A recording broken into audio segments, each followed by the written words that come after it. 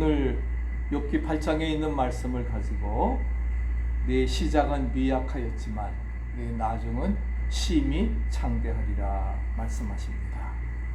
이 세상에 축복과 기적은 존재합니다. 그러나 이런 축복과 기적을 아무나 받을 수 있는 것이 아닙니다.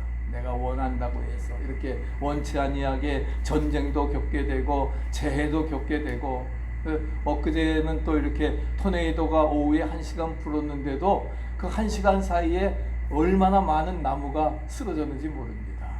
이게 아마 하루 종일 계속해난다고 하면 정말 노아의 홍수와 같은 그런 재해가 우리에게 올 거라는 것이지요.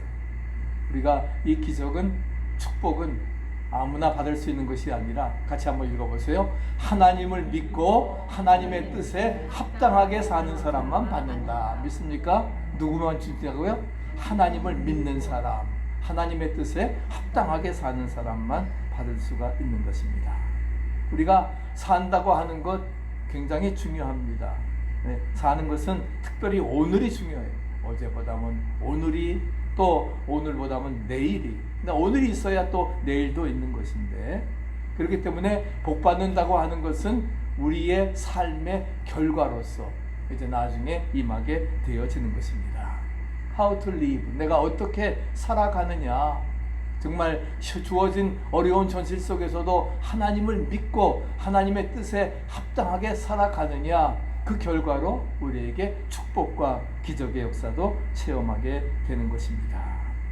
하나님께서 주시는 복의 특징은 현재보다는 나중이, 오늘보다는 내일이, 금년보다는 내년이, 할렐루야. 그리고 현세보다는 우리가 장차 하늘나라에 가서 있을 내세가 우리 자신 때보다는 우리 자손 때가, 후세가 더 잘 되는 것입니다.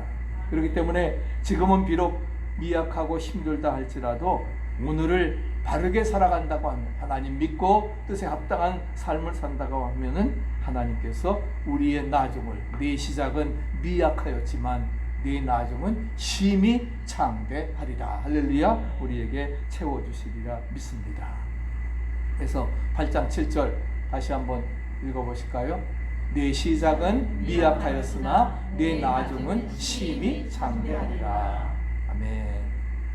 오늘 본문은 신실한 사람의 그런 삶의 여정에 관해서 가르쳐주고 있습니다. 내가 어떻게 살아가느냐에 따라서, 그래서 뭐예요? 모든 것이 달라지게 되는 것입니다. 오늘 본문을 보면은 믿음과 인내의 사람이었던 욥은 정말 말로도 할 수 없는 어려움을 겪었지만 그 어려움 속에서도 원망하지 아니하고 하나님께 영광 돌렸을 때에 이제 뭐예요? 창대케 되는 놀라운 축복을 받게 되었습니다. 그러면 어떤 사람이 이러한 복을 받을 수가 있을까? 오늘 본문을 통해서 몇 가지로 찾아볼 수가 있는데, 첫째는 5절에 나옵니다. 하나님을 찾는 사람. 창대한 복을 찾는 사람은 부지런히 하나님을 찾고 구하는 사람입니다. 오늘 본문에서 보면은 뭐라고 말씀하셨습니까? 하나님을 부지런히 구하며. 하나님을 부지런히 구한다고 하는 말은 밤이 새도록 열심히 찾는다는 거예요. 밤새도록 열심히 찾는다 하는 그러한 뜻이 있습니다. 자신의 소원을 겸손하고 간절하게, 간이 저리도록 구하는 것을 말합니다. 이런 사람 하나님께서는 만나 주십니다. 그리고 나중에 창대케 되는 축복을 주십니다. 그렇기 때문에 우리는 먼저 뭐예요? 하나님을 간절히 찾아야 된다. 같이 한번 읽어보세요. 먼저 하나님을 간절히 찾아야 된다. 그래서 잠언 8장 17절 읽어보시죠. 나를 사랑하는 자들이 나의 사랑을 입으며 나를 간절히 찾는 자가 나를 만날 것이라. 누가 하나님 만나요? 간절히 찾는, 간이 저리도록 찾는 자. 나를 사랑하는 자들이 하나님의 사랑을 입게 되고 간절히 찾는 자가 나를 만날 것이라 말씀하고 있습니다. 여기서 간절히, 간이 저리도록 하는 말은 부지런하게, 또 새벽에, 꼭 또 새벽부터라고 하는 뜻이 담겨져 있습니다. 그렇기 때문에 우리에게 있어서 가장 중요한 것은 뭐냐? 가장 중요한 것은 딴 거 아닙니다. 하나님의 나라와 의를 구하는 것입니다. 마태복음 6장 33절에도 너희는 먼저 하나님의 나라와 하나님의 의를 구하라. 할렐루야. 그리하면 이 모든 것을 너희에게 더하시리라. efforts. 우리가 먼저 구할 것이 뭐예요? 하나님 나라와 의라 하는 거예요. 내 삶의 현재 문제 해결하는 것이 아니라 하나님의 나라와 하나님의 뜻, 그 의를 구하면 모든 것 더하는 것으로 채우시리라 말씀하십니다. 또한 우리는 믿음으로 하나님 앞에 나아가야 되리라 믿습니다. 믿음으로 나가야 돼요. 네, 그래서 히브리서 11장 6절에도 하나님께 살아계신 것과 자기를 찾는 자들에게 좋으신 것을 주시는 그런 하나님이라고 하는 사실, 네? 믿음이 없이는 하나님을 기쁘시게 못하나니 하나님이 살아계신 것 또한 자기를 찾는 자들에게 좋은 것으로 채우시는 그 하나님을 우리가 믿고 나갈 때에 우리는 승리할 수가 있는 것입니다. 그래서 하나님이 살아계신다는 것, 그리고 하나님은 좋은 분이라고 하는, 또 사랑의 행위가 하나님을 기쁘시게 한다고 하는 것을 우리가 분명히 알아야 됩니다. 그렇기 때문에 하나님을 만난 사람에게는 기쁨이 있음을 믿으시기 바랍니다. 시편 70편에 정말 하나님을 만나고 하나님이 함께하고 주님과 여호와는 나의 목자가 되시니 부족함이 없으리로다. 부족함을 느끼는 것은 하나님이 내 목자가 안 되시기 때문에 그런 거예요. 내가 하나님을 목자로 모시지 않기 때문에 그렇다는 겁니다. 그러므로 하나님을 만난 사람에게는 기쁨이 있다. 믿습니까? 그리고 우리가 하나님을 찾으면 모든 것을 얻는 것입니다. 이러한 그 기쁨은 어느 것과도 견질 수 없다 하는 사실을 우리에게 말씀해 주고 있습니다. 여러 해 전에 우리 뉴욕타임즈에서 그 1세기 1000년을 거쳐서 가장 훌륭한 지도자가 누군가 에게 선정을 했는데 그 중에 당선된 사람이 누구냐? 바로 사진에 나온 것처럼 엘리자베스 1세였습니다. 1533년부터 1603년까지. 그래서 정말 엘리자베스 1세가 왕으로 뽑혔을 때에는 25살 처녀였습니다. 처녀에 불과했습니다. 자신의 생모가 단두대에서 이제 목이 잘려 죽었습니다. 그런 처형이 살벌한 가운데서 대신들이 가장 무력한 왕을, 꼭두각시 왕을 세우고자 그렇게 해서 간택된 사람이 바로 누구냐? 바로 엘리자베스 1세 25살 처녀였습니다. 그는 자신이 왕으로 선정되었다고 하는 그런 소식을 듣자마자 마룻바닥에 엎드렸습니다. 그리고 뭐라고 기도했느냐? 하나님, 역사의 길이 남을 가장 훌륭한 왕이 되게 하옵소서. 역사의 길이 남는, 사람들은 나를 무력하다고 꼭두각시 여왕으로 세웠지만 역사에 남는 가장 훌륭한 여왕이 되게 하옵소서. 먼저 그 소식을 듣고 그는 제단 앞에 나와 무릎 꿇고 기도하면서 이러한 기도를 드렸던 것입니다. 그렇기 때문에 우리가 지도자들도 무릎 꿇고 기도하면 존경받는 뛰어난 지도자가 되리라 믿습니다. 우리 트럼프 대통령이 우리 모든 그 각 나라의 대통령들이, 또 우리 대한민국의 이 대통령도 우리 다 정말 하나님 앞에 기도하면서 무릎 꿇고 기도하면서 존경받는 지도자가 될 수 있게 하옵소서. 우리의 기도가 되리라 믿습니다. 그래서 엘리자베스 여왕 1세 때, 그때는 언제였습니까? 바로 16세기 때 전데 16세기에서 그 바로 해가 지지 않는 나라가 되었던 것을 우리는 찾아볼 수가 있습니다. 영국 국기가 전 세계 정말 곳곳에 꽂혀서 해가 지지 않는 나라가 되었어요. 그렇게 무역에서도 정말 문학의 황금 시대가 이루어졌고, 그리고 그래서 정말 모든 그런 놀라운 역사를 이루어 나갈 수 있었던 것을 우리는 찾아볼 수가 있습니다. 그래서 이런 것, 하나님께서 해가 지지 않는 나라, 그래서 그런 놀라운 역사를, 하나님을 부지런히 구하는 자에게 그런 역사를 역사를 이루어 나가게 하셨습니다. 우리가 하나님을 만나야 된다 그랬는데, 그럼 우리가 하나님 어떻게 만납니까?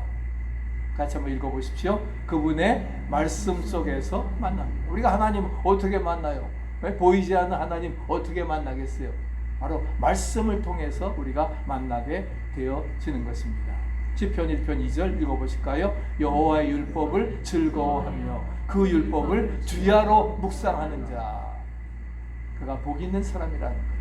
시냇가에 심은 나무가 시절조차 열매를 맺으며 그 잎사귀가 마르지 아니함 같으니 그 하는 모든 일이 다 통통하리라. 할렐루야. 행사가 형통케 되어지는 누구에게? 여호와 율법을 주야로 묵상하면서 즐거워하는 자에게, 즉 말씀 속에서 하나님을 만나고 그 말씀대로 순종하는 자, 그것이 바로 가장 복받은 사람이라고 하는 것을 우리에게 말씀해주고 있는 것입니다. 그래서 주님을 만나야 돼요. 주님을 만나지 못하면 소경 바디메오도 주님 못 만났으면 영원히 고치지 못합니다. 주님을 만나야, 삭개오도 주님 만났으니까 인생관이 변화되어진 겁니다. 그러나 우린 주님 만날 수 없잖아요. 어떻게? 말씀 속에서 만나시기를 축복합니다. 네? 그냥 뭐 줄줄줄 듣고 외인인 것이 아니라 정말 말씀 듣고 아멘, 나에게 주시는 레마의 말씀으로 받고 그 말씀대로 순종하면 놀라운 축복이 임하게 되어지리라 믿습니다. 두 번째는 전능하신 하나님께 빌라, 기도하는 사람입니다. 창대한 복을 받기 위해서는 바로 뭐예요? 우리가 열심히 기도하는 사람이 되어야 됩니다. 오늘의 기도가 내일의 축복을 가져온다 믿습니까? 우리가 무릎 꿇고 기도하면 하나님께서 뭐예요? 우리의 기도를 들으시고 응답해 주십니다. 기도라고 하는 것은 나의 겸손함을 하나님께 보여드리는 겁니다. 제가 항상 강조하지만 사역에 많은 사역이 있지만 뭐 헌금이라고 하는 것은 물질이 있으면 그것도 쉽지 않은 거예요. 또 이렇게 모든 거 봉사사역들 할 수 있지만 제일 어려운 사역이 뭐냐? 중보기도 사역이에요. 기도 사역이 굉장히 힘듭니다. 그런 기도 중에 금식하며 기도하고 철야하면서 기도하는 것은 자기를 부정하는 기도이기 때문에, 그래서 기도는 나의 겸손함을 하나님께 보여드리는 것이다. 우리 열왕기 하에 보면은 히스기야 왕이 어떻게 했습니까? 항복문서를 펼쳐놓고 하나님 앞에 기도하지요. 하나님을 저주하는 저들의 기도를 하나님께서 아수르의 그랬을 때에 하나님께서 어떻게 내가 네 눈물을 보았고 네 기도를 들었노라. 할렐루야. 하나님께서 네 눈물을 보았고, 그래서 그는 뭐예요? 사형 선고 받았던 그런 생명을 15년이나 연장받는 놀라운 축복이 이루어지고, 아수르 하나님의 사자가 뭐예요? 15만 대군을 다 전부 무찌르는 놀라운 역사로 이루어 나갔던 것을 찾아볼 수가 있습니다. 그런 그 놀라운 역사를 하나님께서 이루어 주신다 하는 겁니다. 믿습니까? 그런 믿음을 가지고 우리가 나아가야 된다 하는 것입니다. 예수님께서도 이제 누가복음 18장에 보면은 기도에 대한 비유를 설명하시면서 이제 세리들, 자기 의의를 드러내는 그러한 사람들, 그 다음에 통회하면서 죄를 고백하는 그런 기도를 들으시면서 뭐라고 했습니까? 누가복음 18장 14절 읽어보실까요? 무릇 자기를 높이는 자는 낮아지고 자기를 낮추는 자는 높아지리라. 할렐루야. 우리에게 분명히 말씀해주고 있습니다. 우리의 기도라고 하는 것은 구체적인 소원을 하나님께 아뢰는 것입니다. 그리고 현실의 문제와 고통을 호소하고 그러면서 미래의 희망을 간구하는 게 바로 기도입니다. 기도할 수 있는데 왜 걱정하십니까? 왜 실망하십니까? 무릎 꿇고 기도해 보세요. 그래서 우리의 아버지가 되시는 하나님께서 이제 우리의 간구에 응답해 주심으로 창대케 되는 놀라운 축복을 우리에게 허락해 주시리라 믿습니다. 오늘 본문에도 보면은 욥도 마찬가지예요. 날마다 하나님께 기도하고 번제를 드리면서 가족의 평안을 기원했습니다. 주신 축복, 하나님이 주신 축복입니다. 그러면서 그러나 모든 재산이 없었을 때에도 어떻게 했어요? 그는 하나님 앞에 범죄하지 아니하고, 아내는 저주하고 죽어버리라고 했지만 아닙니다. 주신 자도 하나님이시고 취해 가신 이도 하나님이시니 하나님께만 영광을 돌릴지어다. 범죄하지 아니하고 하나님께 영광 돌렸을 때에 미래는 하나님의 주권에 속해 있음을 믿으시기 바랍니다. 아멘. 그러므로 생사화복의 주관자이신 하나님께 기도하는 게 바로 뭐예요? 문제를 해결하는 최선의 방법입니다. 기도할 수 있는데 왜 걱정, 왜 실망하십니까? 무릎 꿇고 기도해 보세요. 아무것도 염려하지 말고 모든 일에 기도와 간구로 우리의 구할 것을 감사함으로 하나님께 아뢰면 하나님께서 우리의 모든 것 채워주시리라 믿습니다. 그래서 끝까지 하나님께 믿음을 견지했을 때에 각절의 축복을 주셨습니다. 우리 예레미야 33장 3절 우리 같이 외워보실까요? 너는 내게 부르짖으라 내가 네게 응답하겠고 네가 알지 못하는 큰 비밀을 네게 보이리라. 부르짖으면 응답해 주십니다. 아멘. 33장 3절 하루에 3번씩 3분 동안 이렇게 기도하면 하나님께서 놀라운 그런 비밀의 역사 우리에게 이루어 주시리라 믿습니다. 그런 믿음을 가지고 우리가 나아가야 될 것입니다. 이번 6월 25일이 75주년입니다.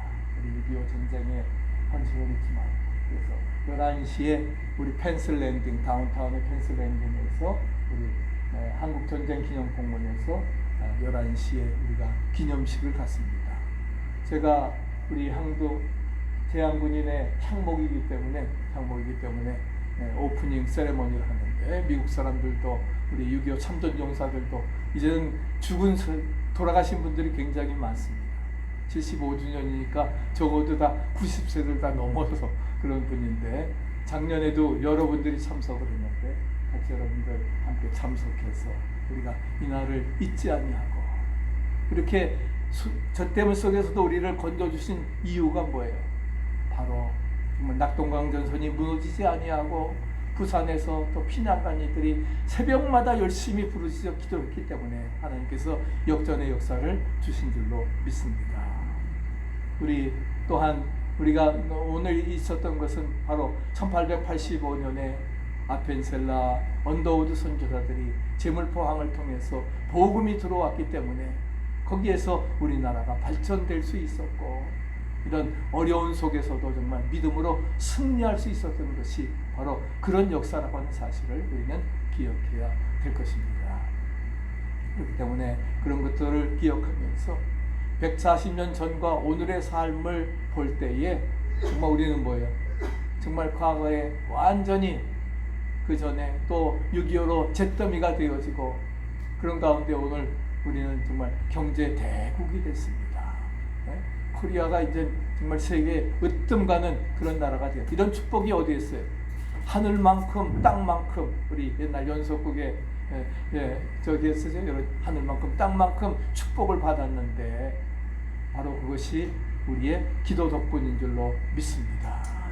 그래서 같이 읽어보세요. 이러한 축복을 계속 누리기 위해서 전능하신 하나님께만 기도드리고 말씀에 전폭적으로 순종해야 된다. 아멘. 우리가 온전히 순종하고 나갈 때 하나님께서는 놀라운 역사 이루어 주시리라 믿습니다. 그래서 하나님 아버지께 드리는 기도만이 최상의 보증수표, 믿습니까? 백지 보증수표예요. 그게 뭐라고요? 하나님께 드리는 기도가 바로 보증수표입니다. 세 번째는 하나님 앞에 청결한 사람이 되어야 된다. 예수님께서는 우리 팔복 중에서도 마음이 청결한 자는 복이 있나니 저가 하나님을 볼 것이라, 하나님 볼 것이라 말씀하십니다. 하나님께서는 거짓이 없고 순전한 사람을 축복해 주십니다. 축복해 주십니다. 그래서 성경은 갈라디아서 6장 7절에 같이 한번 읽어보시죠. 스스로 속이지 말라. 하나님은 만홀히 여김을 받지 아니하시나니 사람이 무엇으로 심든지 그대로 거두리라. 사람이 다 심는 대로 하나님은 만홀히 여김, 업신여김을 받지 않으십니다. 하나님 무엇으로 심든지 그대로 거두리라. 그래서 하나님께서는 우리 마음의 양심이라고 하는 파수꾼을 세우셨습니다. 그리고 양심을 통해서 거짓과 잘못이 자신에게 드러날 수 있게 하십니다. 우리가 뭔가 하지 못할 일을 할 때에는 쿵쿵 뛰잖아요. 뛰면은 하지 말아야 돼요. 그건 무시하고 하면 결국 뭐예요? 해가 오게 되어지는 것을 찾아볼 수가 있습니다. 그래서 그 양심을 통해서 우리의 잘못을, 그래서 청결한 사람은 욕심과 이기심을 버린 사람이에요.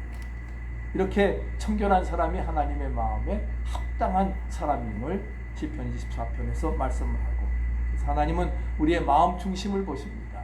그리고 하나님께서는 깨끗하여 하늘의 복을 담을 수 있는 마음의 그릇을 그래서 가득 채워주시리라 믿습니다. 내 창고가 차고 내 집틀에 새 포도즙이 넘치리라. 내 시작은 미약하였지만 나중은 심히 창대하리라. 그 다음에 마지막 네 번째는 하나님 앞에 정직한 사람입니다. 정직한 사람. 우리 미국 특감에도 정직은 최선의 방책이다. 정직은 최선의 방책이라고 하는 거예요. 정직한 것이 최선의 방책이라는 거예요. 그리고 정직한 사람은 반드시 그 대가를 받습니다. 아까 갈라디아서 6장 7절에 눈물로 씨를 뿌리는 자 기쁨으로 단을 거두리라. 무엇으로 심든지 그대로 거두는데 눈물로 씨를 뿌리는 자는 기쁨으로 단을 거두는 역사가 우리에게 이루어지리라 믿습니다. 그래서 바로 정직한 사람, 성경에서는 이 말은 의로운 사람이다. 의로운 사람, 의로운 사람이에요. 복 있는 사람이에요. 악인이 아니하고 말씀을 즐거워하면서 그 말씀을 주야로 묵상하는 사람이. 그렇기 때문에 우리는 특별히 성령 강림절기를 보내면서 우리가 성령으로 거듭나야 됩니다. 성령으로 거듭나야 돼요.